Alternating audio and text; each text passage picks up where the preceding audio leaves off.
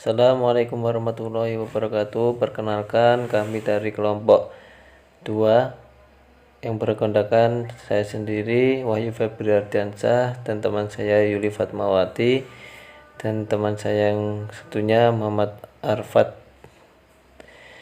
Di sini kami akan mempresentasikan hukum perdata Islam di Brunei Darussalam, mata kuliah studi kawasan hukum perdata Islam.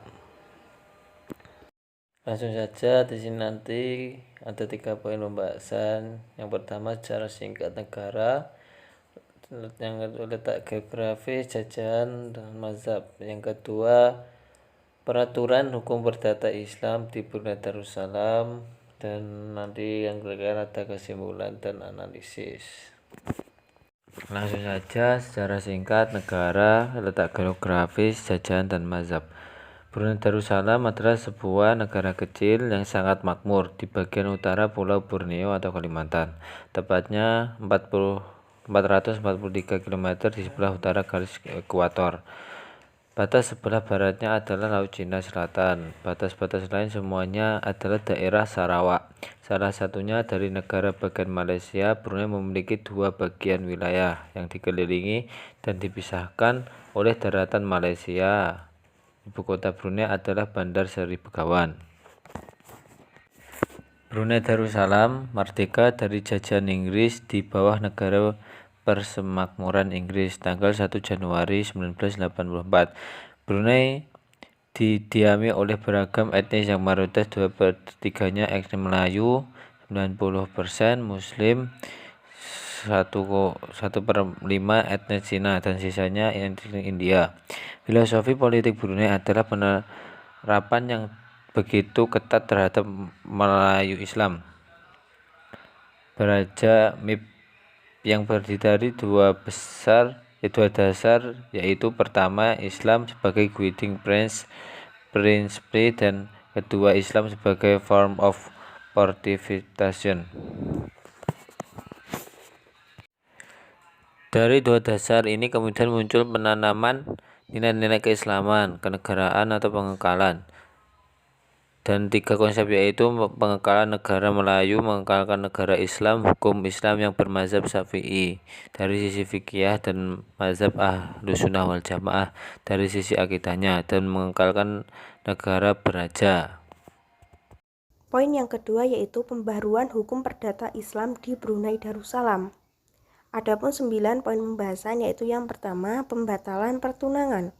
Sebagaimana yang tertuang dalam pasal 136 bahwa perbuatan membatalkan perjanjian pertunangan oleh pihak laki-laki yang dibuat baik secara lisan maupun secara tertulis yang dilakukan mengikuti hukum muslim akan berakibat pada pihak laki-laki, yaitu harus membayar sejumlah sama dengan banyaknya mas kawin ditambah dengan perbelanjaan yang diberikan secara sukarela untuk persiapan perkawinan. Apabila yang membatalkan perkawinan tersebut dari pihak perempuan, maka hadiah pertunangan harus dikembalikan bersama dengan uang yang diberikan secara sukarela. Jadi semua pembayaran balik yang digariskan tadi bisa didapatkan kembali melalui pengadilan. Hal seperti ini dalam fikih Syafi'i tidak ditemukan secara eksplisit. Dalam hanya terdapat penjelasan mengenai larangan laki-laki meminang perempuan yang dipinang oleh saudaranya yang lain. Poin yang kedua yaitu pendaftaran nikah. Peraturan perundang-undangan di Brunei menetapkan bahwa yang boleh menjadi pendaftar nikah cerai selain kadi besar dan kadi-kadi adalah imam masjid. Hal tersebut disebabkan karena imam-imam itu merupakan juru nikah yang diberikan kuasa atau tauliyah oleh sultan atau yang diberikan kuasa oleh hukum untuk orang Islam, sehingga keberadaan mereka menjadi penting sebagai bentuk tertib administrasi pernikahan di negara tersebut. Untuk poin yang ketiga yaitu wali nikah. Adapun mengenai wali nikah itu sendiri, yaitu persetujuan kedua belah pihak dalam perkawinan sangat diperlukan.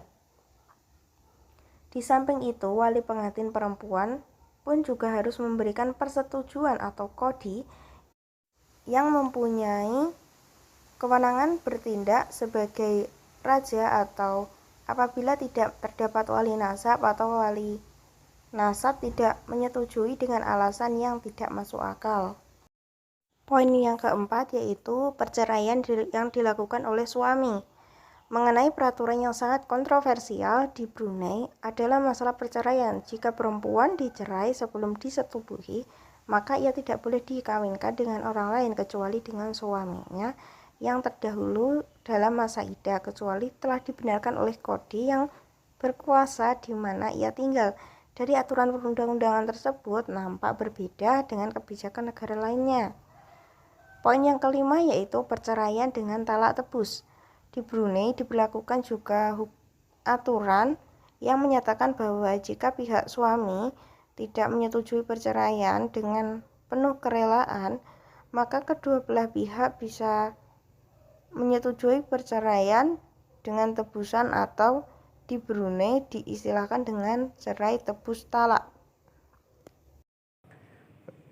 Kemudian talak tafwid, fasakh, dan perceraian oleh pengadilan.